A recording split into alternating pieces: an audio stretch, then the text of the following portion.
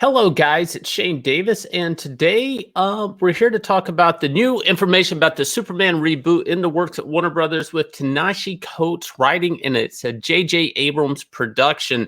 Before we get into that, guys, please look down below, hit the subscribe button, leave me a comment and a like if you will, and let's get right into it. Now, this is kind of big news because it means there's a big question about who's even going to play this Superman. Now, this is coming on the heels of Black History Month. So here's an announcement. Ta-Nehisi Coates being a predominant Black writer, but kind of radical to some people.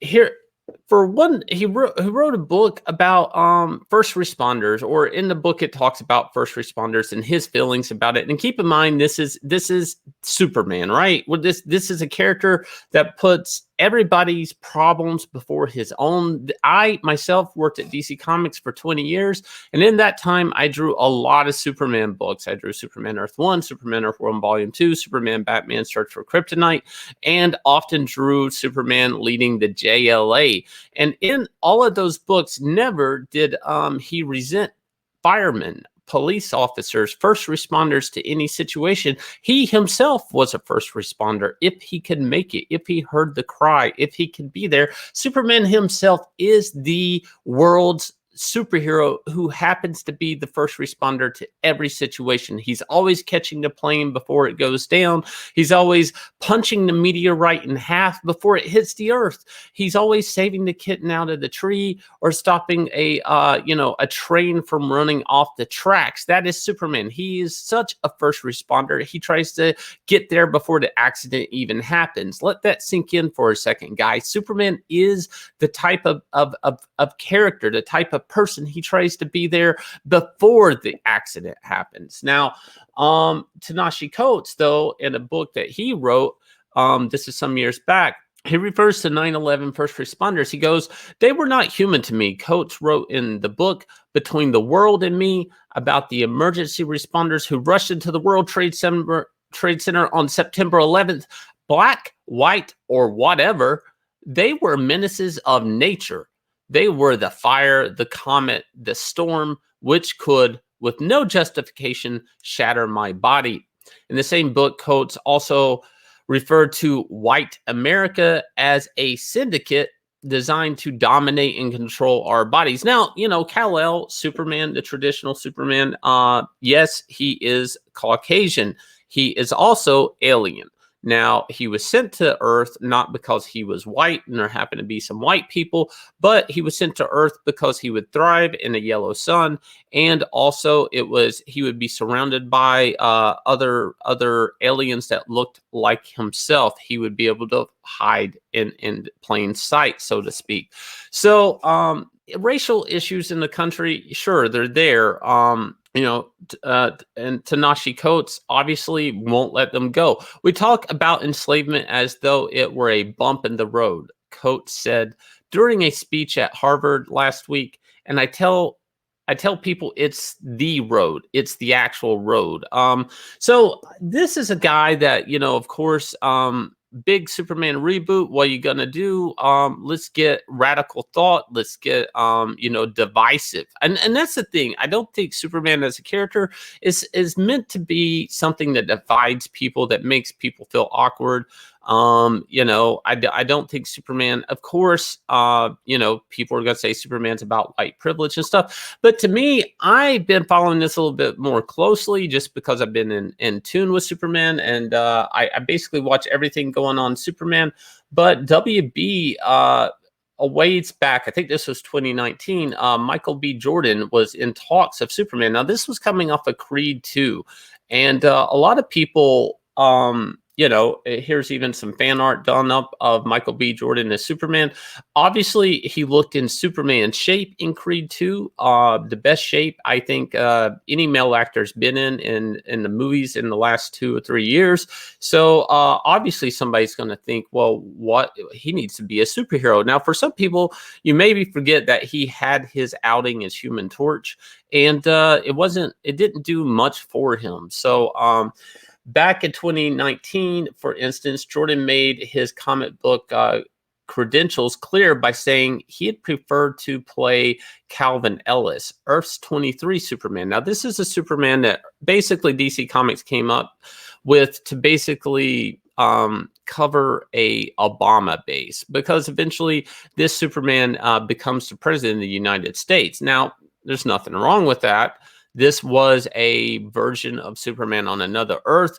Is this something that we could be doing? I like Michael B. Jordan a lot. And one thing I get from Michael B. Jordan in his response is he's not wanting to. Now, keep in mind, this goes back to 2019. And this is what Michael B. Jordan wants. This isn't what, like say, maybe WB wants, so things could change. But at least from his standpoint, he's not wanting to go be Clark Kent. He understands.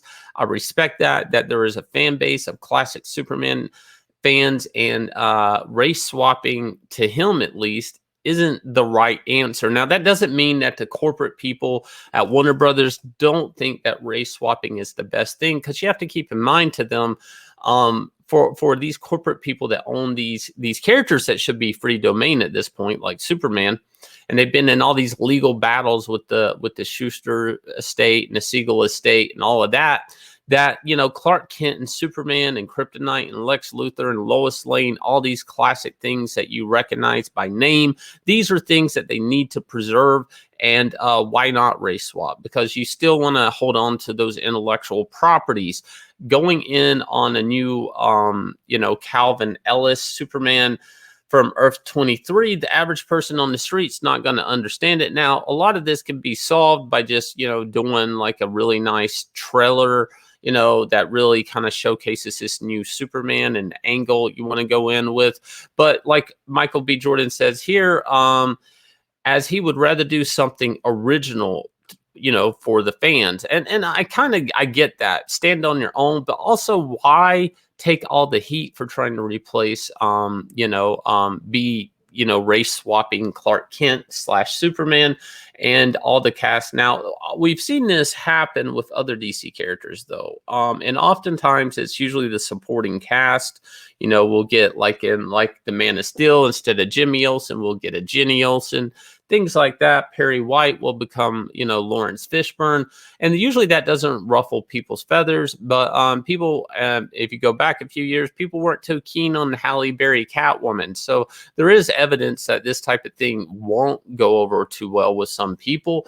But guys, the big problem I see in this reboot is actually in the writer.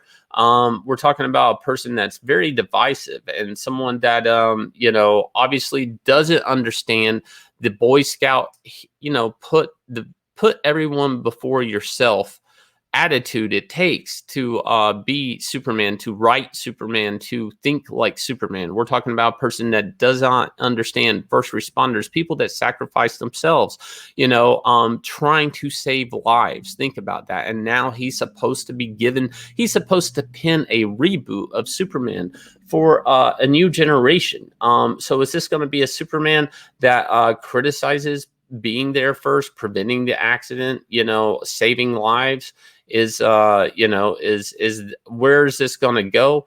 Guys, I don't know. I actually have doubts for this reboot. I hate to say, I'm not a big fan of it, but if you guys won't mind, look down below, hit the like button, hit the subscribe to the channel, leave me a comment, let me know what you think below. And also, while you're at it, check out my Indiegogo campaign, Starlight Cat's up right now. Little Girl, Big Adventures, Cats in Space, up on Indiegogo right now. Look down below, you'll see the link in the description, and I'll catch you again with another video.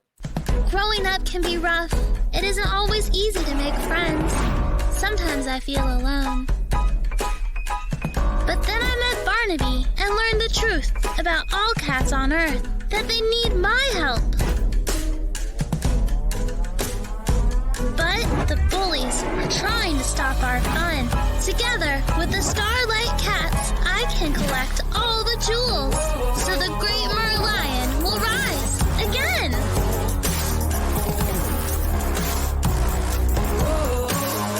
Evil alien rats called the Verican, live to devour all life forms. In this action-adventure 48-page graphic novel, Rebecca is swept up with the Starlight Cats into an intergalactic conflict. Together, they have to find the power to stop the Vericans, who are determined to conquer Earth. Only Rebecca and this elite team of cosmic-powered felines can summon the magic needed to end this universal infestation. This is Starlight Cat's Book 1, Merlion Rising. Back this project today, only on Indiegogo.